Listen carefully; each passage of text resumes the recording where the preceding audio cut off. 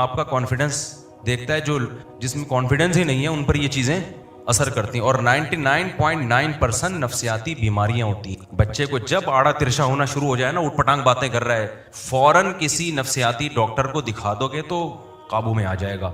لوگ نفسیاتی ڈاکٹر کے پاس جانے کے بجائے عامل کے پاس چلے جاتے ہیں. وہ کیس کو بگاڑ کے اتنا خراب کر دیتا ہے کہ ڈاکٹر کی دسترس سے معاملہ نکل جاتا ہے. اور بچہ کہہ رہا ہے نا کہ مجھے چڑیل نظر آ رہی ہے, جن نظر آ رہا ہے. بھائی جب دماغی توازن ٹھیک نہیں ہوتا تو جو چیزیں ہوتی نہیں ہیں وہ نظر آ رہی ہوتی ہیں, یہ نیچرل ہے. مولانا شرف علی تھانوی رحمۃ اللہ علیہ کو کسی نے لکھا کہ حضرت میں اللہ کی محبت میں اتنا دیوانہ ہو جاتا ہوں ذکر کرتے ہوئے کہ اوپر چھت ہے لیکن مجھے آسمان کے ستارے نظر آنا شروع ہو جاتے ہیں. اس کا خیال تھا کہ وہ کہیں گے یہی تو کمال ہے, یہی تو قیامت ہے کہ تم اللہ کو یاد کر رہے ہو اور اللہ نے آسمان کے دروازے تم پہ, چھت کے دروازے کھول دیے. تو مولانا تھانوی نے فوراً فرمایا کہ ذکر چھوڑ دو, تمہارے دماغ میں خشکی پیدا ہو گئی. بہت زیادہ ذکر کرنے سے کیا پیدا ہو گئی ہے؟ اوپر چھت ہے, نظر کیا آ رہا ہے؟ ستارے نظر آ رہے ہیں. دن میں تارے نظر آتے ہیں تو پاگل ہے نا یہ, جس کو دن میں تارے نظر آ رہے ہیں. تو جس کو اوپر چھت پہ بھی تارے نظر آ رہے ہوں تو پاگل ہے. انہوں نے کہا چھوڑ دو بھائی, فی الحال تمہارا دماغ صحیح کام, نارمل.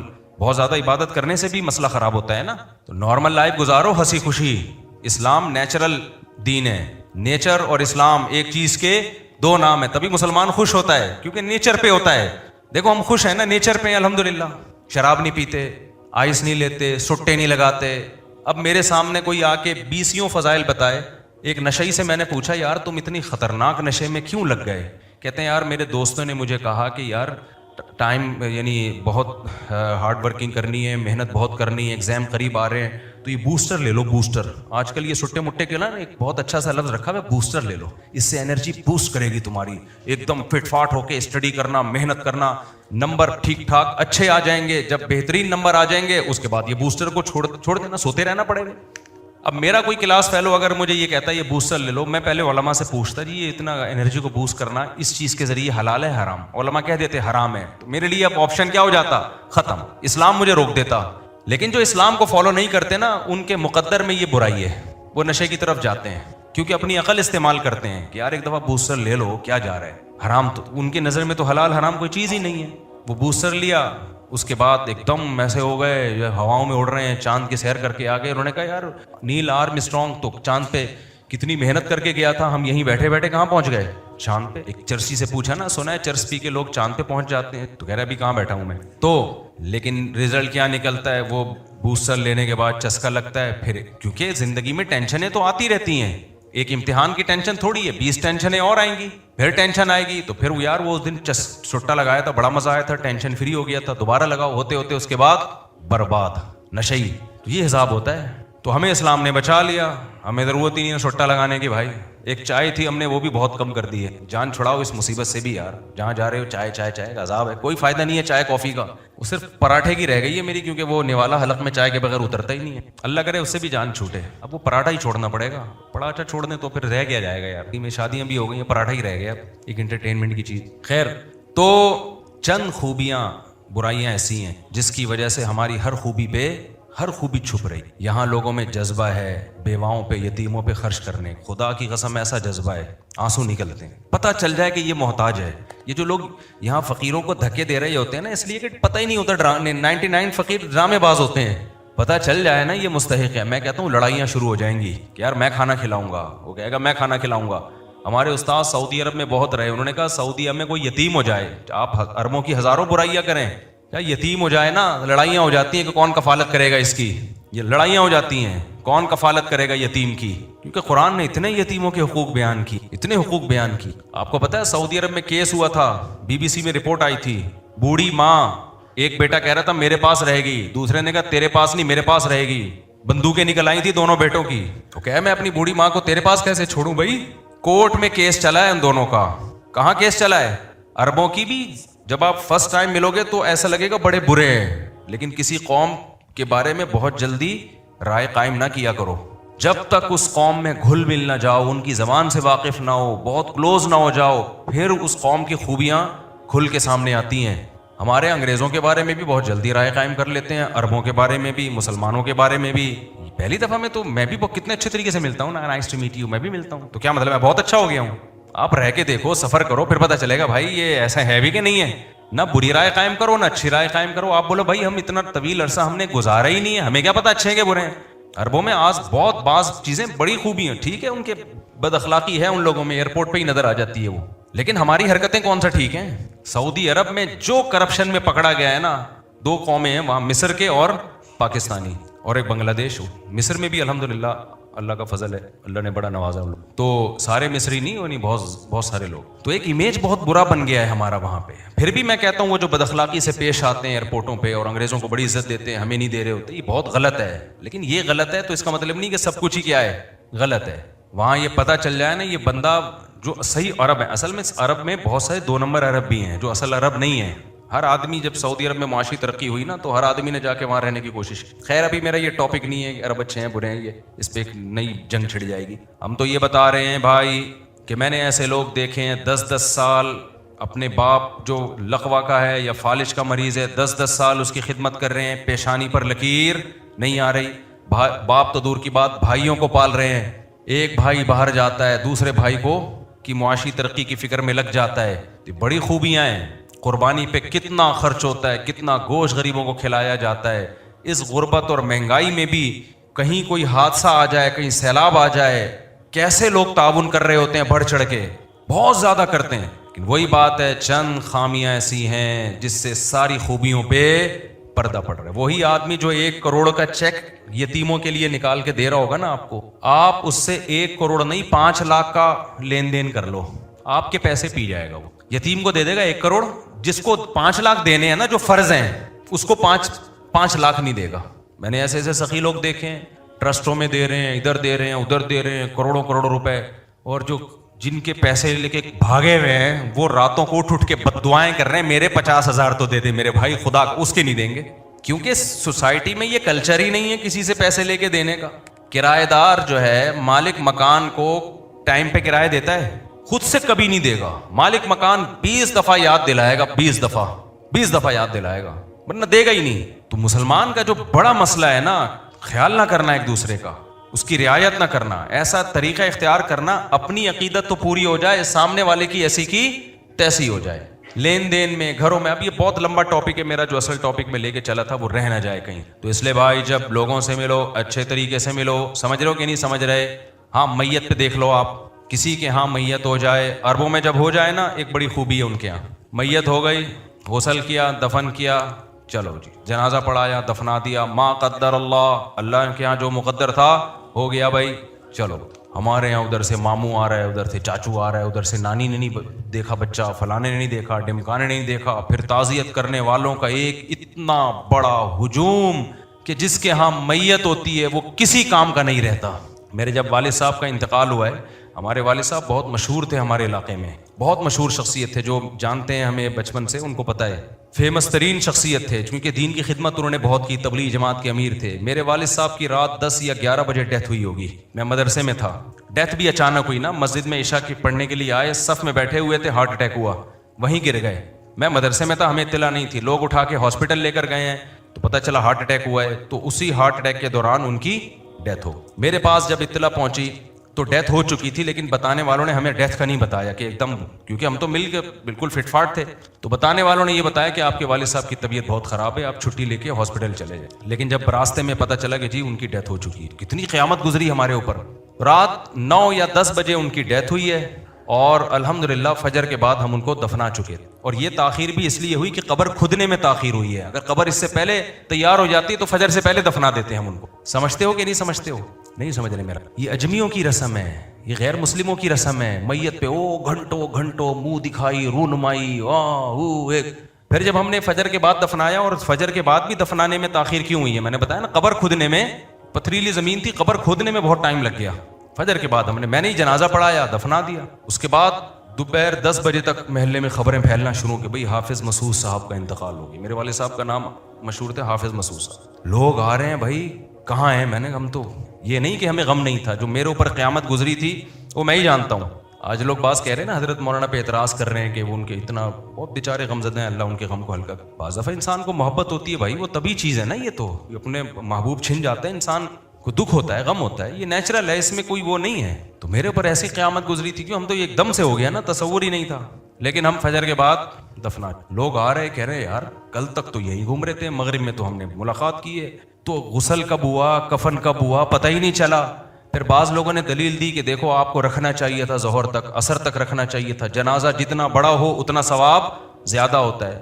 یقیناً جنازہ جتنا بڑا ہو میت کو فائدہ زیادہ ہوتا ہے, لیکن وہ جنازہ جو سنت کے مطابق ہو. اگر آپ 6 مہینے تک جنازہ روک لو کہ پورا کراچی آ جائے تو جنازہ تو بہت بڑا ہو جائے گا, لیکن یہ عمل جائز ہوگا؟ ایک سنت پوری کرنے کے لیے ایک دوسری سنت کو آپ نظر انداز کر رہے ہو جو اس سے زیادہ امپورٹنٹ ہے. شریعت میں جلدی دفنانا یہ زیادہ امپورٹنٹ ہے بنسبت جنازے کو بڑا کرنے کے. ہمارے حضرت ایک مثال دیا کرتے تھے کہ سنت والا چھوٹا جنازہ وہ غیر سنت والے بڑے جنازے سے افضل ہے. سعودی عرب کے بادشاہ کی میت کو دیکھ کے فرانس یا جرمنی کا پادری مسلمان ہو گیا تھا اس کے جنازے کو دیکھ کے. سعودی عرب میں بادشاہ کی بھی ڈیتھ ہوتی ہے نا, بڑے آرام سے غسل کفن دفن چلو خلاص, سمجھ رہے ہو. اور ملکہ برطانیہ کی جب ڈیتھ ہوئی تھی تو کتنے دنوں بعد دفن کیا ہے بتاؤ؟ 1 ہفتہ تو لگا ہوگا, فلانا آ رہا ہے ڈمکانا آ رہا ہے یوں آ رہا ہے فلانا. ابے بھائی ان کے لیے دنیا سب کچھ ہے, ہمارے لیے دنیا مسافر خانہ ہے, جو گیا وہ منزل پہ پہنچ گیا. ہم بھی آ رہے ہیں, یہ کوئی پہلی دفعہ تھوڑی ہوا ہے. نہیں آ رہی میرے خیال بات سمجھ میں؟ تو اس لیے مرو بھی آرام سے مرنے بھی. نماز اس کا کوئی کھانے سے تعلق ہے؟ نماز سے پہلے کتنی پلیٹیں کھانا ضروری ہیں؟ وضو ہے, کیا خیال ہے؟ غسل ہے, وضو ہے, کھانا ہے کہ جو بھی نماز کے لیے آئے 2 گلاس شربت کے پی کے آئے, 1 بریانی کھا کے مسجد میں داخل ہو, ورنہ الاؤ نہیں ہے. نہ نماز سے پہلے کیا کام ہے؟ طہارت, وضو ہے, غسل ہے وغیرہ وغیرہ. نماز کے بعد حکم کیا ہے؟ زکات کے بارے میں ہے کہ پہلے زکات سے پہلے 1 دیگ کھاؤ اور زکات ادا کرنے کے بعد خوشی میں 4 دیگیں. کہیں بھی نہیں ہے, اس میں بھی ہے پیسے دو. تیسرا رکن کیا ہے اسلام میں؟ روزہ. وہ تو ہے ہی اس کا نام کہ کھانا پینا چھوڑ دو. کھانا پینا کیا کرو؟ اچھا یہ یاد رکھو افطاری میں جلدی کرنا سنت ہے, زیادہ کرنا سنت نہیں ہے. یہ لوگ اگر زیادہ افطاری کرنا سنت ہوتا تو افطاری کے ٹائم پہ شریعت نے مغرب کی نماز نہ رکھی ہوتی, بلکہ اسلام کہتا آج مغرب کو عشاء کے ساتھ لے جا کے جمع کر دو. آج مغرب کو کب پڑھو؟ ڈیلے کرو, آج بھوکے ہو, صبح سے کچھ کھایا نہیں ہے, کھاؤ. وہاں بھی اسلام نے بولا کہ کھا کے دھونے والے کھا, چل بھائی جلدی سے جا کے کیا کر نماز پڑھ جا کے. نہیں 15 منٹ تو دور سے لوگوں کو آنے کے لیے ہوتے ہیں نا. خیر اتنا بھی نہیں نا کہ ایک کھجور کھا کے وہ بھاگا جا رہا ہے بیچارہ, اتنا بھی تو پھر بھی 10 منٹ ہوتے ہیں اصل میں. 15 منٹ کا مطلب پہنچتے پہنچتے تو 10 منٹ میں کتنا کھا لے گا, نکالنے کا بھی تو ٹائم ہوتا ہے نا اس میں. دوسرا جو امام لوگ ٹائم دیتے ہیں نا وہ پبلک کو دیکھ کے دے رہے ہوتے ہیں نا. یہ کون سا سنت کے مطابق ایک کھجور کھا کے نماز, اگر جلدی نماز ہو تو یہ نماز چھوڑ دے گا, نماز چھوڑ دیں گے لوگ. خیر تو یہاں بھی یہ 5واں رکن کیا ہے؟ 4تھا رکن ہے حج. توحید کے بعد 5واں رکن ہے حج. اس میں بھی کیا ہے؟ کھانا پینا ہی نہیں ہے. مشقت سارے احکامات ویٹ لاس کرنے والے ہیں, لیکن آج مسلمانوں کا ویٹ آپ دیکھو جتنا نیک ہوگا. اور میں بار بار بتاؤں یہ وہ لوگ جو کھا کے ہو رہے ہیں, اس سے بزرگان دین یا نیک لوگ مراد نہیں ہے. میں نے بتایا صحابہ میں بھی بھاری جسم کے لوگ تھے, تو اس لیے میں اس پہ اتنا بولتا ہوں سموسے پکوڑوں کے خلاف اور یہ جو میٹھے کے خلاف, اور اس لیے کہ یہ ہمارے مذہب کا حصہ ہے. بار بار بخاری کی حدیث سناتا ہوں, اللہ کرے سمجھ میں آ جائے. بخاری کی حدیث کا مفہوم اپنے الفاظ میں بیان کر رہا ہوں, بس یہ مفہوم سنا کے بیان ختم. نبی صلی اللہ علیہ وسلم نے ارشاد فرمایا اس امت میں سب سے پہلے جو خرابی آئے گی وہ 2 خرابیاں ہوں گی. 2 میں نمبر 1 جھوٹ, نمبر 2 موٹاپا. کھانے کی وجہ سے موٹاپا. تو اس لیے ہم کھاتے ہم بھی ہیں لیکن ثواب سمجھ کے نہیں کھاتے. جس دن بھی زیادہ کھا رہا ہو تو بس احساس ہوتا ہے کہ توبہ کر لے, مرنے سے پہلے کیا کر لے. کھاتے ہم بھی ہیں, ہم کو بہت نیک نہیں ہے. ایسا نہ میری ویڈیو بنا کے ڈال دینا کہ دیکھو مفتی صاحب نے اس دن بیان کیا تھا کم کھانے پر, اور آج مفتی صاحب کا اپنا اسٹائل دیکھو. تو ہم تو اقراری مجرم ہیں بھائی, اقراری مجرم. ہم اس جرم کا اعتراف کرتے ہیں. تو میں ایک دفعہ یہاں بریانی کے بارے میں بولا تھا, اتنے چاول اتنا آئل, اعتکاف والے بیٹھے ہوئے تھے. میں نے کہا چاول چھوڑ دو, لو کارب ڈائٹ کھایا کرو وغیرہ وغیرہ. اچانک دیگ آئی ہے, ڈھکن کھلا ہے. بریانی کے دیگ کا جب ڈھکن کھلتا ہے نا, اوہ اس ڈھکن کا بڑا مزہ ہے یار. وہ تو بھگو کے آئے ہیں خوشبو کے. ایک تو بریانیاں کا بھی بڑا غرق ہو گیا ہے آج کل. دیگ کی بریانی بھی اب دیگ کی, لیکن وہ واقعی بریانی تھی. تو پھر ہم نے کہا بسم اللہ الرحمن الرحیم. انہوں نے کہا بھی تو آپ کیا فرما رہے تھے؟ میں نے کہا اس کے بعد دوبارہ فرمانا شروع کر دیں گے, اس میں کیا جا رہا ہے. لیکن میں نے بھی وہ پھوڑی ہے سب کے ساتھ, مگر اس کے فضائل بولو نہیں سنائے. کہ پھوڑنا پھاڑنا نہیں ہے بھائی, وہ ہماری عادت ہے, وہ اسلام نہیں ہے. اسلام روزوں کا اور فاقوں کا نام ہے. سمجھ میں آ رہی ہے بات؟ روزے رکھنا شروع کرو, عادت ڈالو روزے کی, بھوکا رہنا شروع کرو, سنت ہے. اور یاد رکھو اس سے اگر کوئی ڈاکٹر کہتا ہے اتنے ٹائم کھانا ضروری ہے, وہ ڈاکٹر کو برا بلا مت کہو, بولو اس بیچارے کی تحقیق اپنی ہوگی. اسلام کے مقابلے میں کوئی تحقیق نہیں ہے. اگر اسلام نے روزوں کا حکم دیا ہے مان لو اس میں آپ کی صحت ہے. اللہ عمل کی توفیق عطا فرمائے. وما علینا الا البلاغ. چلو بھائی مہر کی رقم ہے جی 1,00,000 روپے. دلہن کا نام ہے فاریعہ خان بنت شکیل احمد خان. دلہن کے وکیل کون ہیں؟ اور دولہا محمد سعد خان ول سعید خان. آپ ہیں جناب؟ آپ نے اجازت، آپ وکیل ہیں نا، آپ نے اجازت دی ہے کہ میں فاریعہ خان بنت شکیل احمد خان کا نکاح محمد سعد خان ول سعید خان سے 1,00,000 روپے مہر میں کروں. اجازت ہے جی؟ الحمدللہ نحمده ونستعینه ونستغفره ونؤمن به ونتوکل علیہ ونعوذ باللہ من شرور انفسنا ومن سیئات اعمالنا من يهده الله فلا مضل له ومن يضلله فلا هادي له ونشهد ان لا اله الا الله وحده لا شريك له ونشهد ان سيدنا وحبيبنا وشفيعنا وسندنا محمدا عبده ورسوله صلى الله تعالى عليه وعلى آله واصحابه وبارك وسلم تسليما كثيرا كثيرا. اما بعد فاعوذ بالله من الشيطان الرجيم. بسم الله الرحمن الرحيم. يا ايها الناس اتقوا ربكم الذي خلقكم من نفس واحدة وخلق منها زوجها وبث منهما رجالا كثيرا ونساء واتقوا الله الذي تساءلون به والارحام ان الله كان عليكم رقيبا. وقال تعالى يا ايها الذين امنوا اتقوا الله وقولوا قولا سديدا يصلح لكم اعمالكم ويغفر لكم ذنوبكم ومن يطع الله ورسوله فقد فاز فوزا عظيما. وقال النبي صلى الله عليه وسلم النكاح من سنتي وقال فمن رغب عن سنتي فليس مني. وقال النبي صلى الله عليه وسلم تزوجوا الودود الولود فإني مباهي بكم الأمم. وقال النبي صلى الله عليه وسلم تزوجوا ولا تكونوا كرهبان النصارى. جناب محمد سعد خان ول سعید خان، میں نے 1,00,000 روپے مہر میں آپ کا نکاح فاریعہ خان بنت شکیل احمد خان سے کیا. آپ نے اس نکاح کو قبول کیا؟ جزاک اللہ. دعا کریں اللہ برکت دے. الحمدللہ رب العالمین والعاقبۃ للمتقین والصلاۃ والسلام علی رسولہ الکریم وعلی آلہ وصحبہ اجمعین. اے اللہ اس نکاح کو اپنے دربار میں قبول فرما. اس نکاح کی برکتیں زوجین کو تادم حیات نصیب فرما. آپس کے اختلاف و انتشار سے، لڑائی جھگڑوں سے، ہر قسم کے شر فساد سے اللہ ان دونوں کی ہمیشہ کے لیے حفاظت فرما. اے اللہ اس نکاح کو دونوں کے خاندانوں میں جوڑ کا، محبتوں کا ذریعہ بنا. دونوں کے خاندانوں میں خیر اور برکتوں کا ذریعہ بنا. جس کی جو جائز مراد ہو اللہ اس کی مراد کو پورا فرما. ربنا آتنا فی الدنیا حسنۃ وفی الآخرۃ حسنۃ وقنا عذاب النار. صلی اللہ تعالی علی خیر خلقہ محمد وعلی آلہ وصحبہ اجمعین. اللہ تعالیٰ بہت مبارک کرے میرے بھائی. میں یونیورسٹی کا طالب علم ہوں. میری ایک جگہ بات چل رہی ہے رشتے کی. میں اس کو اسکول سے پسند کرتا ہوں. میں نے اپنے آپ کے والدین نے اسکول بھیجا اس لیے تھا آپ کو.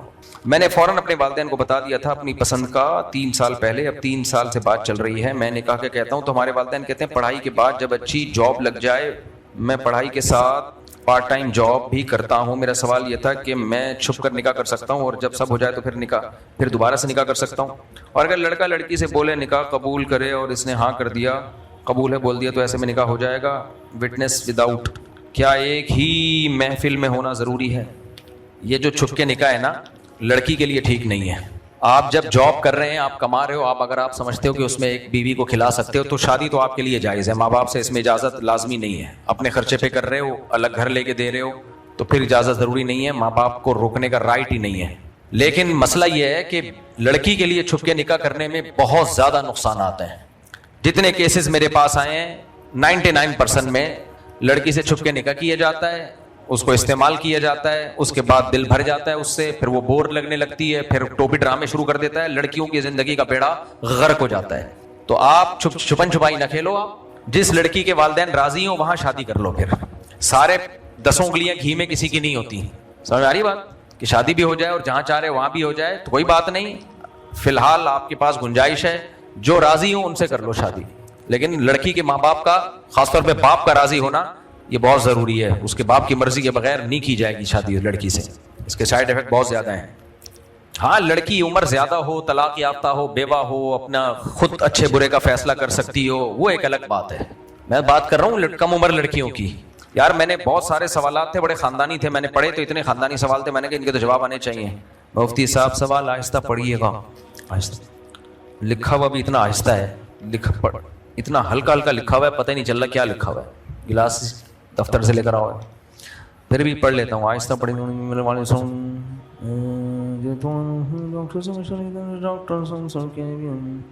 پتہ نہیں کیا لکھا ہوا ہے یار، یہ چشمے سے بھی سمجھ میں نہیں آئے گا. پینسل سے لکھا ہوا ہے اور بہت ہلکا ہلکا. 15 साल शादी को हो गए, औलाद नहीं है, दुआ फरमाए, दिल से दुआ है जी अल्लाह नेक सा। अबे ये कौन सा किसका उठा के ले आया चश्मा, चलो अच्छा कर लें, ऑपरेशन कर लें। सवाल की इजाजत नहीं दी इन्होंने ना पढ़ने की, ऑपरेशन कर लें। ये पढ़ नहीं लेना, किसी का सीक्रेट है, फाड़ दिया मैंने इसी वजह से। ऐसा ना एल्फी लगा के टेप से जोड़ रहा हूँ बाद में जाके क्या नाम वैसे भी नहीं है, पता नहीं चलेगा। 16 साल शादी को हो गए, औलाद नहीं है, दुआ फरमाए, दूसरी शादी का इरादा घर वाले इजाजत नहीं दे रहे। तुम लोग यार अभी तक तुम्हारी समझ में नहीं आया, ये कहने घर वाले कहेंगे बेटा एक और शादी करो, वहां कर लो वहां कर लो। पागल के बच्चों, तुम लोग कब तुम्हें अकल आएगी यार। ये फनफिन वाले कहाँ गए, वो थोड़ा सा वीडियो पे आ जाएं आप। समोसे छोड़ने का नतीजा, मैं इनको देख के पहचाना नहीं। मैंने कहा ये मुश्ताक नाम है ना आपका, मिशकात। मैंने कहा ये मिशकात के छोटा भाई बैठा हुआ है आज बयान में। काफी देर से मैं बयान के दौरान इनको देख रहा हूँ कि ये मिशकात का छोटा भाई बिल्कुल मिशकात जैसा क्यों है। तो फिर मैंने इनको बयान के बाद बुलाया, मैंने कहा आप मिशकात के छोटे भाई लग रहे हैं शक्ल से। कहना मैं मिशकात ही हूँ। तो ये समोसे छोड़े आपने, वाह वाह माशाल्लाह। अब देखो कैसे हैंडसम हो गए ना, माशाल्लाह फिटफाट।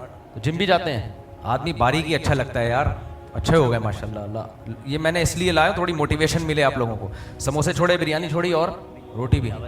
ये बताएं खा क्या रहे हैं, इतनी सारी चीज़ें छोड़ दी। बॉइल चिकन, बादाम पिस्ते, ड्राई फ्रूट, ठीक, और ऑयल छोड़ दिया, रोटी छोड़ दी, चावल छोड़ दिया, हाँ, और मीठा छोड़ दिया।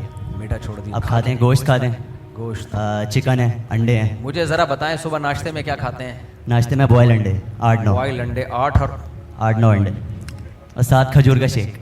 खजूर का शेक, और बकरियाँ 8-9 रखी हुई हैं घर अंडे। में, बकरी का दूध निकालता हूँ, हाँ, उसी से शेक बनाता हूँ, वही पीता हूँ। क्या बात है, खानदानी काम। मुझे आप अपने घर पे जरा ले जाइए, बकरी का मैं भी व्लॉग बनाऊंगा आपकी, इंशाल्लाह, लोगों को इंशाल्लाह। थोड़ा सा मोटिवेशन मिले ना। बकरियां पाली हुई हैं, फ्रेश मिल्क पीते हैं बकरियों का। फ्रेश मिल्क पीते हैं, और मोटिवेशन आप ही थे। आपने बकरियां पाली थी, आपको देख के मैंने बकरियां पाली, और आपने जो देसी घी निकालने का तरीका बताया था, मक्खन निकालने का, तो मैंने बकरी के दूध का मक्खन निकाला था। वाह, अरे वाह यार, बहुत कम निकलता है लेकिन बहुत ताकतवर होता है, बहुत अच्छा होता है। तो सुबह आपने गोश्त, सुबह खजूरों का मिल्क शेक पी लिया बकरी के दूध का, जी, और सिर्फ 6 अंडे खा लिए आपने, जी, और 8-9 अंडे, 8-9 अंडे, जी, और ये नाश्ता हो गया। और साथ सैलेड वगैरह जो है, जो बेगम दे देती है। अच्छा अच्छा जी। इसके बाद भी बेगम देती है कुछ सैलेड देती है। अच्छा, उसके बाद दोपहर को दोपहर को अक्सर मैं 2 टाइम का खाना खाता हूँ, नाश्ता करता हूँ, उसके बाद शूट पे चले जाता हूँ। शूट पे का हमारी फिजिकल एक्टिविटी ज़्यादा है, हाड़ा उड़ी ज़्यादा है। हाँ। मंडी व्लॉग्स बनते हैं तो जानवरों के साथ खेलना कूदना, उन पे चढ़ना, उनको भगाना। अच्छा। तो फिजिकल एक्टिविटी ज़्यादा रहती है। उसके बाद जब वापस घर में आता हूँ तो ये है कि फिर बॉयल चिकन, अच्छा। या फिर दुम्बा पुलाव खा लेता हूँ, चक्की वाला दुम्बा जो है, हाँ हाँ हाँ। उसका पुलाव मिलता है यहाँ पर देसी फूड में, वो खा लेता हूँ। तो पुलाव तो खा ली ना, चावल तो आप कह रहे थे नहीं खाता मैं। चावल लेकिन ज़्यादातर चक्की और दुम्बा गोश्त वगैरह खाता हूँ। चावल उसमें की से क्वांटिटी कम होती है उसकी। जी, जैसे मंदी खा रहा हूँ तो उसमें से चिकन निकाल लिया, उसमें से गोश्त निकाल लिया, वो खा लिया, तो फ्लेवर भी मिल जाता है। 2 टाइम खा लिया बस? 2 टाइम खाता हूँ बस, बाकी ये कि टुकमुक चलता रहता है, ड्राई फ्रूट। कितने दिनों में कितना वजन कम हुआ है? मेरा तकरीबन पहले 88 वेट था, ओए होए, जब आपसे मैं मिला था पहले। फिर उसके बाद जो है तकरीबन 1.5 से 2 साल में अभी मेरा 66 है, यानी कितना कम हो गया? तकरीबन 22 किलो। यानी इसका मतलब पहले आप मिशकात के अलावा भी थे। जी, पहले 2 मिशकात से अब 1 हो गया। फिर सिर्फ मिशकात नहीं थे आप, मिशकात के अलावा भी आप में चीज़ें थी जी, वो निकल गई हैं सारी चीज़ें। बहुत सारी निकल कोई गई। कमजोरी तो महसूस नहीं हो रही? नहीं, कमजोरी नहीं, बल्कि ज़्यादा फिट हो गया, क्योंकि पहले मेरा बिनोरिया मीडिया में काम करता था मैं। हाँ। तो 3 साल सिर्फ बैठने का काम था, 8-9 घंटे सिर्फ बैठा हुआ हूँ, एडिट कर रहा हूँ। तो अब मैं थोड़ा फिजिकल एक्टिविटी में आ गया, जब व्लॉग वगैरह मैंने स्टार्ट किया, तो ये कि अब मैं ज़्यादा फिट फील करता हूँ। जिम भी जाते हैं? जिम हल्का फुल्का, जैसे हफ्ते में 3-4 दिन फिजिकल एक्टिविटी के लिए चला गया बस। बहरहाल आपको मैं देख के वल्लाह मैं नहीं पहचाना, मैंने कहा शायद ये, मैं मजाक नहीं कर रहा, मैंने कहा मिशकात के छोटे भाई आए हैं शायद ये। माशाल्लाह ज़बरदस्त, आपने जज़ाक हिम्मत चाहिए इसके लिए। मुंह पे कंट्रोल करना दुनिया का मुश्किल तरीन काम है। चलें जी, अल्लाह जज़ाए खैर दे आपको। मैं आऊँगा आपकी बकरियाँ देखने इंशाअल्लाह।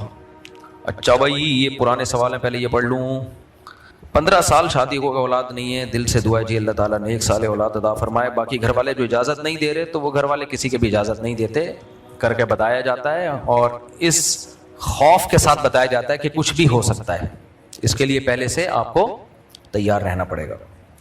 हज़रत मौलाना मुफ्ती तारिक मसूद साहब अस्सलाम वालेकुम, आपने अपने किसी बयान में फरमाया था कि बकूर का मतलब सुबह 11 बजे करीब का वक्त होता है, लिहाजा सुबह का नाश्ता इस्लाम में नहीं है, और हिंदुस्तान की तारीख में भी सुबह 11:30 बजे खाना और मगरिब के बाद खाना हुआ करता था। सुबह से मुराद 11 या 11:30 का वक्त होता है, इसकी शरई दलील दें। हज़रत आयशा रज़ी अल्लाह ताला अन्हा फरमाती हैं, नबी सल्लल्लाहु अलैहि वसल्लम सुबह की नमाज के बाद घर तशरीफ़ लाते और पूछते क्या खाने को कुछ है, अगर हम कहते नहीं तो आप सल्लल्लाहु अलैहि वसल्लम फरमाते फिर मेरा रोज़ा है। सही मुस्लिम। ये इन भाई का सवाल, इश्काल ये है इन भाई को کہ میں نے کہا صبح کا ناشتے کا لفظ ہمیں پرانی عربی میں ملتا ہی نہیں ہے, جدید عربی میں, پرانی عربی میں نہیں ہے. اور صحابہ کرام میں رواج تھا 2 ٹائم کھانے کا, ایک صبح 11:30-12 بجے تک یہ دوپہر کا کھانا ہوتا تھا, اور ایک رات کا کھانا. بس یہ 2 کھانے ہوتے تھے پہلے زمانے میں, اور ہندوستان میں بھی یہی تھا. ہم نے خود حضرت مفتی رشید احمد صاحب رحمہ اللہ سے سنا, کہتے ہیں انگریز نے ناشتہ واشتہ متعارف کروایا, مسلمانوں میں اس کا رواج نہیں تھا.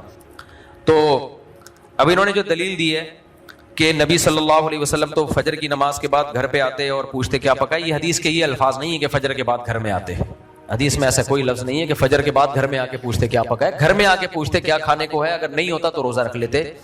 تو یہ جو روزہ رکھ لیتے یہ نصف النہار سے پہلے, نصف النہار کہتے ہیں صبح صادق سے لے کے جو سورج غروب ہونے کا وقت ہے نا, اس کا آدھا حصہ, یعنی جب آدھا روزہ گزر جاتا ہے.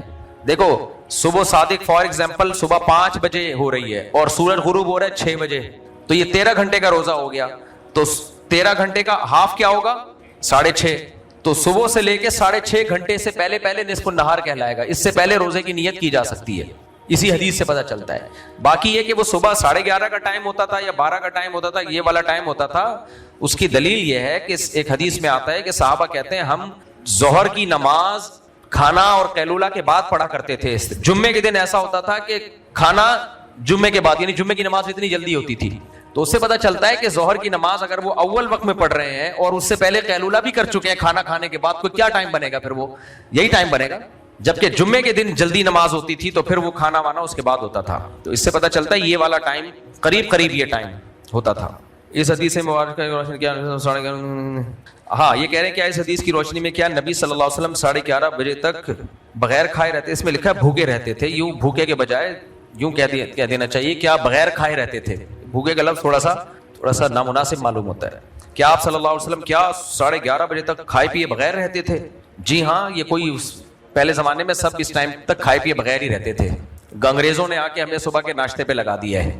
آپ اپنے دادا پردادا کسی کے زندہ ہوں تو ان سے پوچھیں, وہ بتائیں گے کہ صبح فجر پڑھ کے کوئی بھی نہیں کھاتا تھا. لوگ کھیتوں پہ جاتے تھے, کام کرتے تھے اور محنت کرتے تھے, اور جب بھوک خوب چمکتی تھی, دبا کے بھوک لگتی تھی, پھر جب سورج نکلتا تھا نا, سورج کی روشنی تیز ہو جائے, اس وقت کھانا کھایا جاتا تھا. اور نیچرل ٹائم بھی وہی ہے. حقیقت یہ کہ فجر کے بعد بھوک لگتی بھی نہیں ہے, چاہے کئی گھنٹوں کا ناغہ ہو. ہماری باڈی سن لائٹ کے ساتھ سیٹ ہوئی ہے. آپ دیکھو اکثر لوگ صبح شوگر چیک کرتے ہیں, بڑی ہوئی ہوتی ہے. باڈی کا ایک الگ سے میکینزم ہے, وہ اتنا پیچیدہ ہے کہ اس کو سمجھنا پوری طرح ممکن نہیں ہے. اب صبح چونکہ اللہ تعالیٰ چاہتے ہیں, اللہ تعالیٰ قرآن میں کیا کہتے ہیں, ہم نے دن کو کام کاج کا ذریعہ بنایا, رات کو سونے کا اور دن کو وجعلنا النہار معاشا. تو دن جو ہے نا, تو دن چڑھتے ہی باڈی کو چاہیے کہ کام کرے وہ. تو اس لیے اللہ تعالیٰ نے صبح کے وقت میں خاص ایک انرجی الگ سے پیدا کی ہوتی ہے ہماری باڈی کا. صبح کو شوگر لیول حالانکہ کئی گھنٹوں سے کھایا پیا نہیں ہوتا ہم نے, تو وہ اسی لیے بڑا ہوتا ہے کہ اس کو آپ کام میں لے کر آؤ. ہم اور پراٹھے پھوڑ کے اور بڑھا دیتے ہیں وہ. تو جب آپ نیچرلی صبح بھوک لگتی بھی نہیں ہے, فجر کے بعد نہیں لگ رہی ہوتی بھوک, اللہ یہ کہ عادت ڈال لو. تو کوئی بھی جانور دیکھ لو آپ, صبح اٹھتے ہیں, انگڑائیاں لیتے ہیں, رات کو مغرب کے بعد وہ اپنے ڈڑپوں میں چلے جاتے ہیں. تو صبح نکلو, آپ کام کاج کرو, پھر آپ کی بھوک چمکنے لگے گی, پھر آپ کھاؤ, مزہ نہ آئے پیسے واپس. لیکن ہم لوگوں نے اپنی باڈی کو خراب کر دیا ہے, وہ اب سیٹ ہونے میں ٹائم لگے گا. خراب ہو چکی ہے ہماری باڈی, نیچر پہ تھوڑی ہے. بہرحال ناشتہ کر لیں, کوئی خلاف شرع نہیں ہے. یہ کچھ میں نے تو نیچرل بتایا کہ نیچرل کیا ہے, 2 ٹائم کا کھانا ہے. باقی کوئی ناشتہ کر رہا ہے تو کوئی وہ کر لے, ڈاکٹر اگر کسی کو کہہ رہے ہیں کر لے, میرے سے پوچھ کے نہ کرے, خود ہی کر لے. آپ حکیم تاریخ چغتائی صاحب کے پیچھے ہاتھ دھو کے کیوں پڑ گئے ہو بغیر دلائل کے؟ اگر دلائل ہیں تو مستند حوالوں سے جواب دیا کریں. یعنی میں تاریخ چغتائی پہ بخاری اور مسلم کے حوالے پیش کروں جی, یا قانون کی فلاں کتاب کے صفحہ نمبر 3 پہ لکھا ہوا ہے کہ تاریخ چغتائی کی وظیفوں کی کوئی حیثیت نہیں ہے. حوالے دینا, دلائل دینا اس کے ذمے ہوتا ہے جو مدعی ہوتا ہے, دعویٰ کرتا ہے. آئی بات سمجھ میں؟ مثال کے طور پہ آپ میرے پاس آئے, مفتی صاحب میرے سر میں درد ہے, میں نے پیناڈول نکال کے دے دی, 2 گولی کھا لو. آپ کہیں اس کی کیا دلیل ہے کہ یہ درد سر کی گولی ہے؟ میں کہوں بھائی دیکھو گوگل پہ جاؤ, سرچ کرو, ڈاکٹروں سے پوچھو, سب کہہ رہے ہیں کہ جس کے کھوپڑی سیٹ کرنی ہو اس کو 2 گولی پیناڈول کھلا لو. دلیل کس کے ذمہ ہے؟ گولی کون دے رہا ہے؟ علاج کون کر رہا ہے؟ میں کر رہا ہوں نا. تو اس علاج کے صحیح ہونے کی دلیل کس کے ذمہ ہوگی؟ میرے ذمہ ہوگی. آئی بات سمجھ؟ اب آپ میرے پاس آئے, سر میں درد ہے, میں نے 2 گولی پیناڈول دی. آپ کہہ رہے ہو مفتی صاحب دلیل دو, یہ گولی ٹھیک ہے. میں کہوں تو دلیل دے کہ یہ گولی نہیں ہے. وہ کہے گا بھائی کسی چیز کے نہیں ہونے کی دلیل تھوڑی ہوتی ہے, دلیل کسی چیز کے ہونے کی ہوتی ہے, نہیں ہونے کی تھوڑی ہوتی ہے. तो जनाब तारिक चौथाई साहब और इन जैसे आमिलीन जो आ रहे हैं ना, कैंसर ये खाओ, गुर्दे में पथरी है ये वजीफा, घुटने में तकलीफ है ये वाला वजीफा। आप इनसे पूछें हजरत आप वजीफों का की पूरी एक फैक्ट्री बन चुके हैं, आपके पास इन वजीफों के मुअस्सिर होने की क्या दलील है? समझ में आ रही है बात कि नहीं आ रही है? ये दलील आमिलों से पूछी जाएगी, मुझसे नहीं पूछी जाएगी। तो आप लोग कहते हैं इन्होंने उलूम हासिल किए हुए हैं, इनके पास क्या है? उलूम। आप डॉक्टर से पूछें आपके पास कहां से उलूम आए, वो आपको यूनिवर्सिटी का हवाला देगा, किताबों का हवाला देगा। आप इनसे पूछें कहां से उलूम आए, किसी के बाप का भी हवाला इनके पास बोलो नहीं। बाकी लोग एक एतराज ही करते हैं कि हमारे अकाबिर भी तो वजीफे बताते थे। देखो कुरान की कुछ आयतें ऐसी हैं जो उस मौजू से मुनासिब होती हैं, उस मौजू से क्या होती हैं वो। इसकी मिसाल ऐसे है, आपकी बीवी आपको तंग कर रही है तो किसी बुजुर्ग ने वजीफा बता दिया, रब्बना हब लना मिन अज़वाजिना व ज़ुर्रियातिना कुर्रता आयुन, ए अल्लाह हमें हमारी बीवियों और औलादों की तरफ से आंखों की ठंडक अता फरमा। तो ये कुरान के मजमून ही ये कह रहा है कि ये दुआ ये है कि बीवी को नेक बना दे। तो ये तो दलील है ना खुद बहुत, आयत का मतलब ही ये बन रहा है। अब आंख खराब हो गई उसकी भी वजीफा, नाक खराब हो गई उसका भी वजीफा, और नाखूनों पे सरसों का तेल, क्या दलील है, कौन सी रिपोर्ट है? ये तो पूरे वजीफों की एक फैक्ट्रियां हैं जिनका धंधा इसी पे चल रहा है। तो इसलिए दलील इन आमिलों से पूछी जाएगी, मुझसे नहीं पूछी जाएगी। और मैं बोलता रहूंगा इन आमिलों के खिलाफ दो वजह से, कि अल्लाह ने मुझसे दो दीन की ऐसी खिदमतें ली हैं कि मैं समझता हूं मेरे जैसा नालायक आदमी तीन बातों की वजह से शायद बख्शा जाए। तीन बातों की वजह से, यकीनी तौर पे तो कोई नहीं कह सकता बख्शने का, लेकिन मुझे अपने अमाल का पता है। मैं नेक आदमी जैसा आप लोग समझते हैं, अल्लाह करे ऐसा ही हूं, लेकिन हर शख्स को अपना पता होता है कौन कितने पानी में है। तीन नेकियां अल्लाह ने मुझसे ऐसी करवाई हैं कि शायद उस बेस पे अल्लाह मुझे बख्श दे। नंबर एक, हजरत मुफ्ती अब्दुल रहीम साहब से अकीदत और ताल्लुक, समझ आ रही बात? शायद अल्लाह उनके मुरीदों में शुमार करके मुझे बख्श दे, क्योंकि पीर अगर बहुत नेक हो ना तो अल्लाह से उम्मीद होती है कि शायद अल्लाह कह के चल तो भाई तू आखिरी वक्त तक इनके साथ ही चिमटा रहा था, चल चल तू भी चला जा, तेरे अमाल तो इस काबिल नहीं है, लेकिन इतने बड़े बुजुर्गों से तेरा ताल्लुक था, मुफ्ती रशीद अहमद साहब जैसे बुजुर्गों से तुझे मोहब्बत थी, हजरत मुफ्ती अब्दुल रहीम साहब जैसे नेक लोगों से तुझे अकीदत थी, सारी दुनिया उनके खिलाफ हो गई थी तो फिर भी उनसे चिमटा रहा था, चल नालायक, ठोडा मार के कोई फरिश्ता कहता चल बे दफा हो जा, भेजना तो नहीं था तुझे लेकिन चल दफा हो, शायद इस बेस पे अल्लाह मुझे बख्श दे। नंबर दो, ये मैंने जो शादियों पे लोगों को लगाया है ना, हजारों लाखों लोग शादियां कर चुके हैं, मिलते हैं, ये ज़िना से बचे हैं, और खुदा की कसम इनका ज़िना से बचने पर मुझे इतनी खुशी नहीं होती। इन्होंने जिन लड़कियों से निकाह करके उनको ज़िना और डिप्रेशन से बचाया वो ज़्यादा बड़ी नेकी है। हमारी खानकाहों में हो क्या रहा है, हमारे बुजुर्गान दीन जो हमारे लिए काबिल एतमाद हैं वो क्या कर रहे हैं? वो ज़िना से रोकने के लिए वजीफे बताते हैं, जिक्र बताते हैं, नज़र की हिफाजत, टिकटॉक से बचना, फिल्मों से बचना, फिर वो आते फिर भी उनसे हो जाता है गुनाह। ये शहवत ऐसी दिमाग खराब करती है ना, ये नेचुरल है असल में, कि हजरत जी वो हो 4 महीने से आपकी खिदमत अक़दस, क्योंकि वहां भी अमृत बैठे हुए होते हैं, अमृतों से हिफाजत करनी होती है, इन्होंने खा वही रहे हैं, पराठे फोड़ रहे हैं सुबह शाम, बादाम पिस्ते, बड़े बड़े मालदार लोग पीरों के मुरीद होते हैं। ये सच्ची मुच्ची की बातें कर रहा हूँ, मजाक नहीं कर रहा मैं। तवज्जो, फिर वो कहते हैं तौबा करो, इस्तिग़फ़ार करो, तुमने आज फिर फिल्म देख ली, इश्क हो गया अमृत का, फलाना हो गया, वो फिर वो रोएगा, बयान सुनेगा, हजरत जी अल्लाह तक़वा लिल्लाहियत, फिर तबलीग में जाएगा, 4 महीने वहाँ सारी दुनिया में दीन आ जाए, हमारे अंदर भी आ जाए, दूसरों के अंदर भी दीन आ जाए, अल्लाह से होने का यकीन, गैरुल्लाह से ना होने का यकीन बहुत। लेकिन शहवत है कि कमबख्त, क्योंकि आदमी है ना, तबलीग में जाके हिजड़ा थोड़ी बन जाएगा। किसी पीरो मुर्शिद से बैत करके ना पीर हिजड़ा बनता है ना मुरीदी। वो पीर जब हिजड़ा नहीं बना वो आदमी है, तो तुम कहां से हिजड़े बन जाओगे भाई? क्यों फितरत से लड़ रहे हो बेगैर? मुझे गुस्सा आता है यार। फिर ये इस्लाम है? क्यों नहीं करते साहबा की तरह शादियां यार? आधा इस्लाम ले रहे हो, कम वक्त तो आधा छोड़ रहे हो तुम। इस्लाम में जहां औरत से नजर की हिफाजत है वहां हलाल भी तो है। इन औरतों को अल्लाह ने तुम्हारे लिए पैदा किया है, अपनी ख्वाहिश इनसे पूरी करो, इनकी भी ख्वाहिश पूरी करो।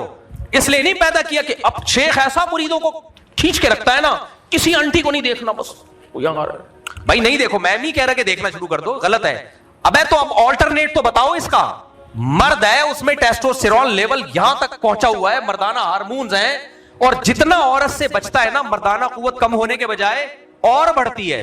ये जो फौज फिल्में देखते हैं तो छक्के बन चुके होते हैं, इनमें तो डिजाइन ही खत्म हो चुकी होती हैं। जो नहीं देख रहे होते, नजर की हिफाजत कर रहे होते, वो तो बम का गोला बन चुका है। वो नहीं आ रही मेरा ख्याल है बात। जब आप नजर की हिफाजत करते हो ना, और मूवीज से भी बचते हो, टिकटॉक से भी, तो आप में ये शहवत कम नहीं होती, अंदर से क्या हो रहे होते हो, मर्दाना वजाहत बढ़ रही होती, आवाज मर्दाना हो रही होती है आपकी, आप में ये बढ़ रही होती है। तभी तो फिर उसका अल्टरनेट क्या है? निकाह करो बीवी, तभी तो ऐसे लोगों को अच्छी लगती है। दाएं बाएं को देख नहीं है तो अपनी बीवी ही उनको हूर लगती है। अब वो एटम बम का गोला बन गया, अब वो शेख साहब मुझसे आज ये हो गया, मैंने आज फलाने, तो वो अजीब यार, ये फितरत नहीं है भाई, ये बगावत है फितरत से। फिर वो उसको बता रहे होते हैं बेटा फिर मुराकबा करो, मुहासबा करो, ये सोचो कि बदनजरी के क्या क्या नुकसान हैं, वो सब सोचने चाहिए, मैं उसके खिलाफ नहीं हूं। तो कुरान ने हुक्म दिया नजर की हिफाजत का, भाई हम कौन होते हैं? तो ये सारी चीजें होते होते, अबे भाई तेरी मुरीदनी भी, वो भी नजर की हिफाजत में टाइम लगा रही है, टेंशन में उठी हुई है, तेरा मुरीद भी सीधा सीधा चमाट मार के इसको बोल तू उससे शादी कर ले, तू इससे शादी कर ले, खत्म। फौरन कहते हैं इकोनॉमिकली मसाइल है, 2 बीवियों को पालना मुश्किल है, खिलाएगा कहां से? ये जो खानका में तुम्हारा एक सेठ मुरीद दर्जनों लोगों को फ्री फोकट की बिरयानियां खिला रहा है, इसको बोल इनको मत खिलाओ, ये मुसंडों की गर्दनें मोटी हो चुकी हैं फ्री फोकट का खा खा के। जाके किसी लड़की से शादी करके उसको खिला और वहां अपनी ख्वाहिश भी पूरी कर, फिर कोई अच्छी लग रही है फिर एक और शादी कर ले वहां। ये ठरक यहां से पूरी करो हलाल तरीके से, ये ठरक अल्लाह ने रखी है औरत के लिए, और औरत, अल्लाह ताला हमें हिजड़ा भी तो पैदा कर सकता था, नजर की हिफाजत की जरूरत ही ना रहती। क्या ख्याल है? अबे क्या हो गया, अल्लाह ताला को हमें औरत से बचाना नहीं है, वरना औरत को पैदा क्यों किया? आदम, अगर देखो औरत से बचाना होता ना, अल्लाह आदम अलैहिस्सलाम के लिए अम्मा हव्वा को जन्नत में पैदा ना करता, बल्कि उनको हुक्म देता कि जन्नत में माहौल खराब नहीं होना चाहिए, एक औरत पैदा ही नहीं होगी ताकि आपको नजर की हिफाजत का मसला खड़ा ही ना हो। अल्लाह ताला ने औरत को अम्मा हव्वा की शक्ल में पैदा किया ताकि दोनों का मिलाप हो, मोहब्बतें हो दोनों में। तो औरत को मर्द के लिए, मर्द को औरत के लिए पैदा किया गया है, एक दूसरे से दूर रहने के लिए पैदा नहीं किया गया। तो उसका हल ये नहीं है कि इतने मुहासबे, मुराकबे और इतनी टेंशनों में बंदे को डाला जाए, चमाटे मार मार के बेगैरतों की क्या कराओ, इन मुस्टंडों की शादी कराओ। जो मुरीद 22-23 साल का हो गया है, अगर सेठ आदमी है 30 साल का हो गया, करोड़ रुपए कमा रहा है और कह रहे हजरत नजर की हिफाजत नहीं छूटती, मेरी बेगम भी, उसको चमाट मारे शेख। बोले बेगैरत, मेरी तो इतनी सारी मुरीदनियां हैं, वो खुतूत लिख के दे रही होती है कि हमारी शादियों की उम्रें निकल रही हैं और हमारी शादियां नहीं हो रही, हमें फौज फिल्मों की आदत पड़ रही है, हमारी जमशेद से दोस्ती हो गई, फलाने से दोस्ती हो गई, तो तू उससे शादी करेगा, तेरा बाप भी करेगा जाके शादी, बाप से मुराद तू करेगा शादी। चमाट मार के पीर साहब क्या करवाएं? और जब शादी हो जाएगी तो मुरीदनी खत लिखना छोड़ देगी कि मुझे नजर की, वो कहेगी भाई मेरी डिजायर्स पूरी हो गई हैं, मुझे औलाद भी मिल गई है। तो ये नेचुरल नहीं है जो खानकाहों में चल रहा है। पीर साहब कितने वाकयात है, मैं नहीं कह रहा सारे पीर, ज्यादातर तो नेकी होते हैं, पीर साहब खुद इन्वॉल्व हो जाते हैं, पकड़े जाते हैं, खा वही रहे हैं, मुर्गे फोड़ रहे हैं, मुराकबा। फिर मुरीदनियां भी खूबसूरत भी होती हैं, उसमें बाजों की आवाजें बड़ी, पीर साहब को जब फोन करती हैं हेलो, वो पीर साहब की का जनाजा निकलना लगता है, उसमें पीर साहब पागल हो जाते हैं, यार ये क्या हो गया। तो कुछ होते हैं बहुत तकवे वाले, लेकिन अपने आप को इतनी मुसीबत में डाल क्यों रहे हो? एक आसान मिसाल देता हूं, देखो फर्ज करो मैं पीर हूं, मेरे पास कोई मुरीद आया, हजरत मेरा दिल चाह रहा है, वो रोटियां पक रही हैं, उनकी खुशबू और वो बिरयानियों की देगें और वहां से कबाब पराठे, हजरत मैं जहां रहता हूं कहीं चपली कबाब बन रहे हैं, कहीं कोफ्ते बन रहे हैं, माहौल तो ऐसा ही है ना भाई, माहौल तो चारों तरफ ऐसा ही, कहीं चपली कबाब, कहीं कोफ्ते, कहीं बिरयानियां, कहीं रोटियां, हजरत मेरे पास, मैं क्या करूं, मेरा दिल चाहता है मैं चोरी कर लूं, फिर मैं कभी उस रोटी को देख रहा होता हूं, कभी उस बिरयानी को देख के राल टपका रहा होता हूं। पीर साहब कहते हैं नजर की हिफाजत करो, क्या करो? नजर की हिफाजत।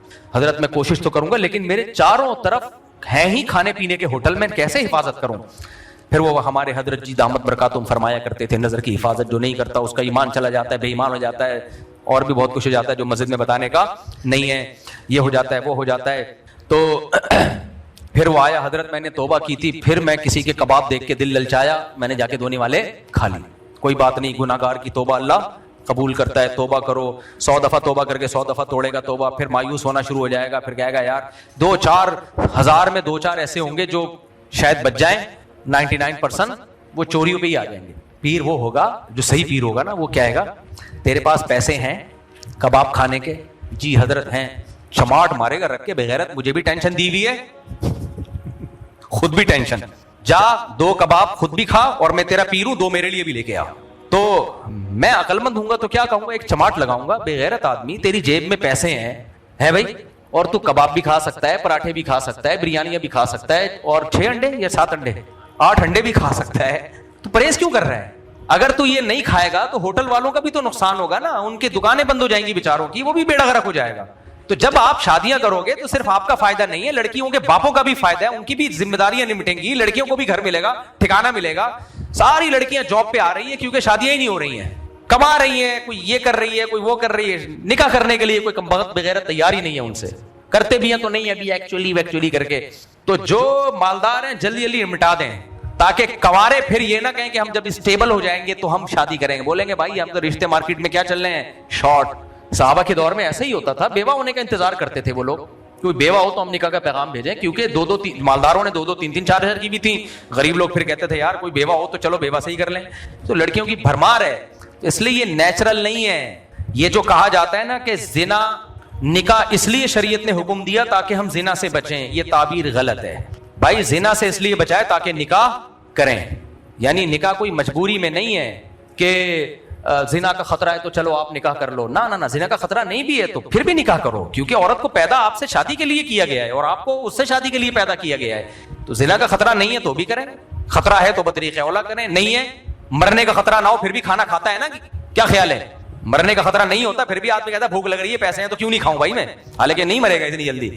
تو ایسے ہی اگر زنا کا خطرہ نہیں بھی ہے تو بھی نکاح کرو. یہ بات دماغ میں بٹھا لو, اللہ نے عورت کو مرد سے دور رہنے کے لیے, مرد کو عورت سے دور رہنے کے لیے پیدا نہیں کیا, یہ پیدا میرے اور آپ کے لیے کیا ہے. جب اللہ نے عورتوں کو پیدا ہی ہم اور آپ کے لیے کیا ہے تو عقل مند وہ ہے جو جلدی 4 کے بعد اللہ نے پابندی اس لیے لگا دی کہ پھر مالدار لوگ 400 کر لیتے اور غریبوں کو ایک بھی نہیں ملتی.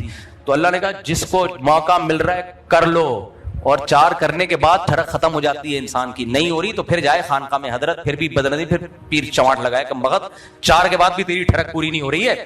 ابھی جو پیروں جو بیچارے مجاہدہ کروا رہے ہیں نا یہ, اور یہ اتنے حساس ہو جاتے ہیں نا خانقاہوں کے مریدین, اتنے سینسٹیو ہوتے ہیں کہ کسی خاتون کی کلائی بھی نظر آئے نا بے ہوش, کیونکہ میں خانقاہی آدمی ہوں, میں نے بھی خانقاہوں میں ٹائم گزارا ہے, مجھے پتا ہے اندر کے حالات, کیونکہ شادیاں بھی نہیں کرتے. اب بیگم کوئی بیچاری کا حسن و جمال خراب ہو گیا, ایجڈ ہو گئی, خود جوان ہے تو بھی نہیں کریں گے, پیر نے منع کیا ہوا ہوتا ہے کہ عدل نہیں ہوگا, ظلم ہوگا, فلانا, پھر وہ خوش فلمیں میں توبہ کر رہا ہے. میں نہیں کہہ رہا 4 کے بعد بھی لوگ فلمیں دیکھنے والے دیکھ رہے ہوتے ہیں, تو گناہ ہے, لیکن بہرحال حلال سے سیر تو ہو جاتا ہے نا آدمی. گناہ کا اگر ایک آدمی 4 کے بعد بھی گناہ کر رہا ہے نا, اس کا مطلب وہ 4 نہ کیا ہوتی تو یہ گناہ 10 گنا زیادہ کر رہا ہوتا. جو اللہ نے لیگل کیا ہے اس سے تو پیٹ بھرو نا پہلے. ابھی تو جو بھوک لگ رہی ہے کمبخت تیرے پاس روٹی کھانے کے پیسے ہیں, کھا تو لے, پھر بھی بھوک لگے گی تو پھر علاج کروا جا کے, کہ اب یہ کوئی اور مسئلہ ہے, پیٹ بھر گیا پھر بھی کیوں بھوک لگ رہی ہے, اب یہ ہوس ہے. بھوک کا تھوڑی علاج ہوتا ہے, ہمارے یہاں خانقاہوں میں بھوک کا علاج کیا جا رہا ہے اور اس کو ٹھڑک قرار دیا جا رہا ہے. تو یہ جو خانقاہ میں لوگ ہوتے ہیں نا مریدین, اتنے سینسٹیو ہوتے ہیں, میں آپ کو بتاؤں ان کی حالت اندر سے کیا ہوتی ہے. کسی خاتون کی کلائی دیکھ لی نا 6 مہینے تک دماغ میں وہ گھومتا رہے گا, سینسٹیو ہو جاتے ہیں بہت. یہ اب پیر صاحب کا کوئی مرید ہے امرت, ذرا خوبصورت سا ہے, اس کو جذبات پھر پیر کو لکھ کے دے رہے ہوں, حضرت آج میری نظر پڑ گئی تو میں ہلچل ہو گئی, پھر پیر صاحب اس کو ذکر کرا رہے ہیں.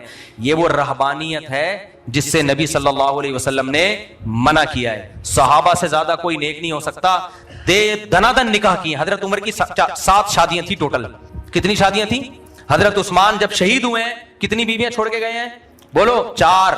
سیدنا علی جب شہید ہوئے ہیں تو کتنی بیویاں تھیں نکاح میں؟ ابے پھوٹ لو, تمہارے فائدے کی بات ہو رہی ہے. سیدنا علی جب شہید ہوئے ہیں تو کتنی بیویاں بیوہ ہوئی ہیں؟ 4 بیویاں بیوہ ہوئی ہیں.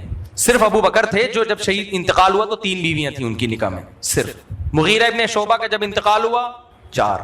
خالد ابن ولید کا جب انتقال ہوا, بولو یہ ہم سے یہ والے سیٹ اپ خانقاہی کو نہیں مانتے تھے یہ, اور تلواریں لے کے جنگوں میں بھی جا رہے ہیں, تجارتیں بھی کر رہے ہیں, سارے کام کرو میرے بھائی, اور پھر گناہ سے بچنے کی بھی کوشش کرو. ان عورتوں کو ٹھکانہ دو.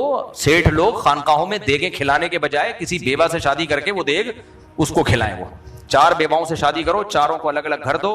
پیر صاحب کی ضرورت انشاءاللہ نہیں رہے گی, رہے گی پھر بھی, لیکن وہ کم ضرورت رہے گی. اور پیر صاحب کو بولو آپ بھی یہ کام کرو, حلال کو فوکس کرو, پاک دامنی ملتی ہے میرے بھائی.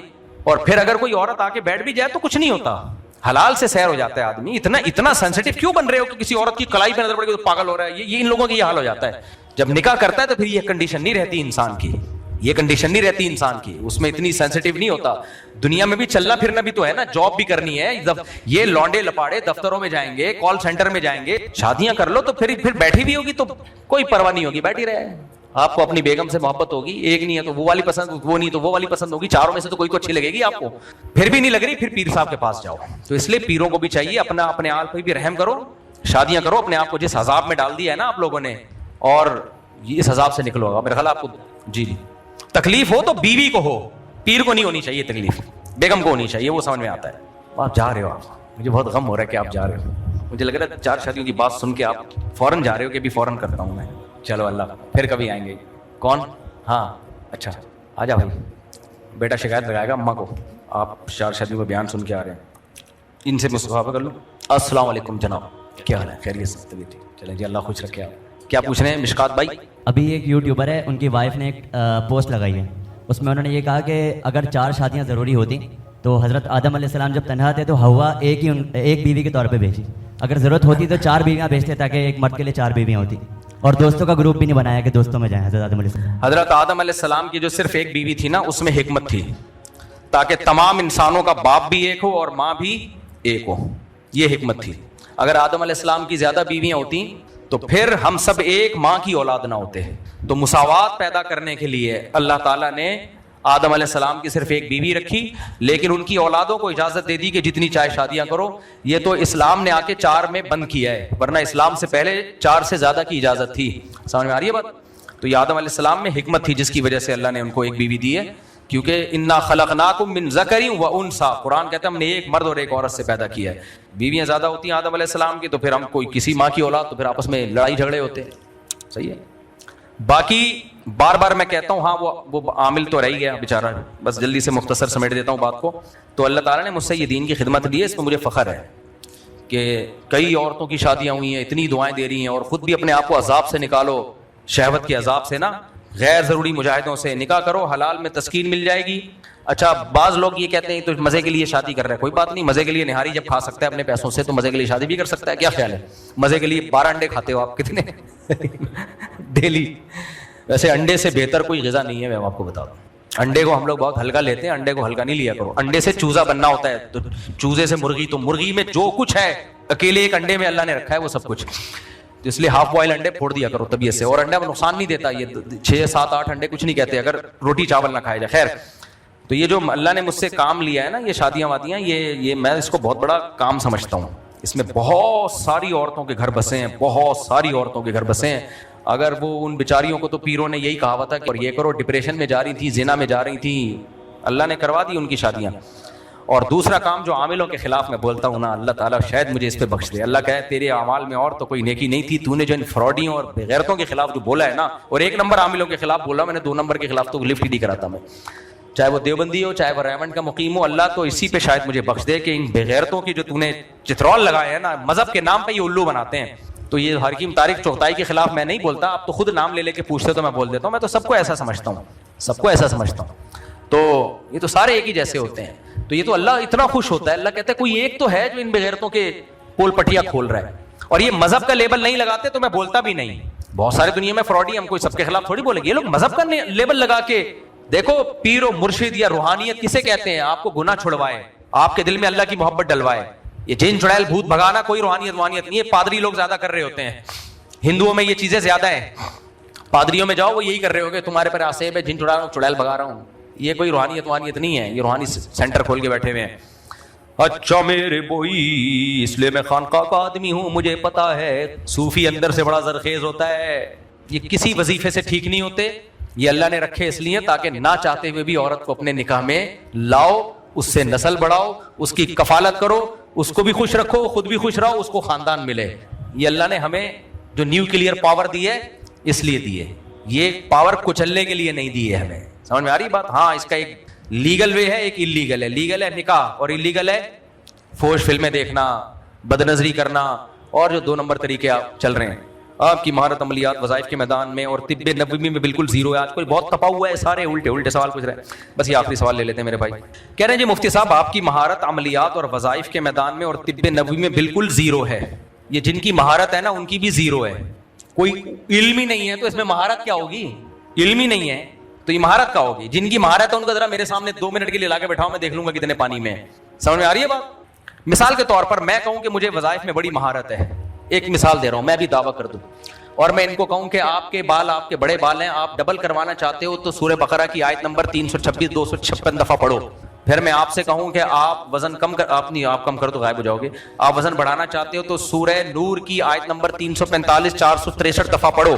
پھر میں ان کو یہ بتاؤں, پھر میں ایک بندے کو بولوں کہ سرسوں کا تیل یہاں لگاؤ, پھر یہاں لگاؤ, پھر ناک میں لگاؤ. ان سب جگہوں پہ جب سرسوں کا تیل لگاؤ گے تو اس سے 78 بیماریوں کا علاج ہوگا. میں یہ کہوں گا, لوگ کہیں گے ایکسپرٹ ہے, مہارت ہے. پھر کوئی عقل مند میرے خلاف تقریر کرے, یار یہ مفتی صاحب کیا کہہ رہے ہیں, اس کی کیا دلیل ہے؟ اور لوگ اسے کہے بھائی مفتی صاحب کوئی عملیات میں مہارت ہے, آپ کو نہیں ہے تو آپ کیوں بول رہے ہو؟ تو وہ کیا کہے گا, مفتی صاحب کے کوئی عملیات میں مہارت ہے, اس کی کیا دلیل ہے؟ کہے گا دلیل یہ کہ یہ وظیفے بتاتے ہیں. یہ کوئی دلیل تھوڑی ہے. ایسے تو بہت سے حکیم, جعلی حکیم नुस्खे बता रहे हैं, हकीम नहीं होते। दलील ये होती है कि क्या पढ़ा है आपने, कहां से पढ़ा है, इसका कोई कोर्स का है, निसाब का है इसका? कहते हैं तजर्बों से सीखा है। कौन से तजर्बे किया आपने सारी जिंदगी? कुछ लोग कहते हैं इसके वजीफों से कुछ लोगों को फायदा हुआ है। इसकी क्या दलील है इन वजीफों से फायदा हुआ है? जितने भी दुनिया में मसाइल हैं, बहुत से लोगों के मसाइल तो ठीक होने ही होते हैं, वो अपने खाते में डाल दिए होते हैं। तो ये वही है, कोई उलूम ही नहीं है ये भाई। तो इसलिए अल्लाह का शुक्र है जीरो है इसमें। और मैं कह रहा हूं मैं जीरो हूं ना, आप तो पढ़े लिखे हो, आप इन अमलियात करके मुझे नुकसान पहुंचाओ ना। क्या ख्याल है भाई?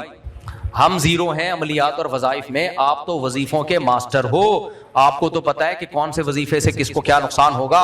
मैं यहाँ बैठा हुआ हूँ, सारी चुड़ैलें, जिन्नात, भूत, रूहानियात, अमलियात, फलीते पलीते, जादू टोने करो मेरे ऊपर, मैं बैठा हुआ हूँ। मेरी बात 20 साल से ये मैं चैलेंज कर रहा हूँ, कमबख्त एक बाल मेरा नहीं गिरा सके। कुछ बाल मेरे गिरे थे, वो भी हेयर ट्रांसप्लांट के जरिए, ट्रांसप्लांटेशन के जरिए आ गए वापस। थोड़े से बाल गिरे थे, वो भी इसलिए नहीं गिरे, तो चारियां भी तो इतनी की हैं, तो बाल भी नहीं गिरेंगे तो अब क्या होगा? क्या ख्याल है? फिर भी अल्लाह का बड़ा फजल है, इनके अमलियात फलीते पलीतों की वजह से 51 साल का हो गया, सर के सारे बाल काले हैं मेरे अभी तक, ओरिजिनल। इतने वजीफे ये मेरे खिलाफ पलीते फलीते। और आप कैसे, एक आमिल ने मुझे बोला कि असल में तेरे पे असर इसलिए नहीं होता कि तू खुद वजीफे पढ़ के हिसार खींचता है। मैंने कहा हम तो जीरो हैं भाई इस फील्ड में, वजीफों की फील्ड में। खुद ही ये लोग कहते हैं कि इसको वजीफों का क्या पता। तो जो अमलियात में जीरो, वो क्या अमलियात में, ये इनके ये है ही नहीं है, बेकार लोग हैं, इनको सुबह शाम गालियां दो, जन्नत में जाओगे। इसलिए मेरे भाई आप तारीख चौथाई का नाम ना लिया करो, ताकि मैं नाम लेके रद्द ना करूं। आप लोग खुद ही नाम ले लेके बुलवा रहे होते हो, तो आप, मैं तो होलसेल के हिसाब से आमिलों को बुरा भला कहता हूं। आगे कह रहे हैं कि तिब्बे नबवी में भी आप बिल्कुल जीरो है। तिब्बे नबवी कोई तिब नहीं है, ये भी एक मंजन है। फिजिक्स से नबवी कभी सुना आपने? मैथे नबवी कभी सुना? बोलो ना भाई। मोहम्मद सल्लल्लाहु अलैहि वसल्लम सैयदुल अंबिया का टॉपिक मेडिकल साइंस है ही नहीं। सैयदुल अंबिया सल्लल्लाहु अलैहि वसल्लम का टॉपिक अखलाकियात है। तमाम पैगंबरों का टॉपिक क्या होता है? अखलाकियात। अब कुछ हकीमों ने क्या किया है, अपनी प्रोडक्ट को बिकवाने के लिए हदीसों का सहारा लेते हैं। वो ये भी मजहब का गलत इस्तेमाल है। ये जो हकीमों में तिब आई है, ये तो तिब्बे यूनानी है, ये यूनान से आई है, ये यूनान से आया। ये जैसे मेडिकल साइंस अंग्रेजों से आई है ना, तो ये तो यूनान से, ये तो गैर मुस्लिमों का इल्म था, फिर मुसलमानों ने लिया तो बहुत तरक्की कर दी उसमें। बड़े बड़े हकीम दुनिया में गुजरे, अब भी मौजूद हैं। नबी सल्लल्लाहु अलैहि वसल्लम से हमें मेडिकल साइंस की चंद हिदायत मिलती हैं, बस। वो हिदायत बहुत जबरदस्त हिदायत हैं। कम खाओ, जब तक भूख ना लगे खाओ नहीं। कलौंजी के बारे में शिफा, कुरान में शहद के बारे में है, कुरान में इंजीर और जैतून की अल्लाह ने कसम उठाई है। नबी सल्लल्लाहु अलैहि वसल्लम ने गंदुम के बजाय क्या इस्तेमाल की है? जौ इस्तेमाल की है, गोश्त भी इस्तेमाल किया है आप सल्लल्लाहु अलैहि वसल्लम ने। तो ये सब चीजें हैं बस। अब इस पे पूरे उलूम की बुनियादें नहीं रखी जा सकती कि उसको तिब्बे नबवी का नाम देके आप किताबें छापना शुरू कर दें, मौजू मनगढ़ंत हदीसें उसमें लाना शुरू कर दें। जब भी आपको इलाज करना पड़ेगा, किसी पढ़े लिखे हकीम या किसी पढ़े लिखे डॉक्टर के पास जाना पड़ेगा, जो इस जमाने के लोगों पे तजर्बे करके, जो उसने कुछ चीजें 1400 साल पुरानी होती हैं, वो इस जमाने में इंप्लीमेंट नहीं हो सकती। वो समझ में आ रही है बात? देखो, इस्लाम ने क़यामत तक के लिए आया ना, तो कुछ चीजों में लचक रखी है इस्लाम ने, ताकि वो हर जमाने में चल सके। तो तिब्बे नबवी नहीं होता भाई, चंद चीजें नबी सल्लल्लाहु अलैहि वसल्लम से हमें मिलती हैं बस।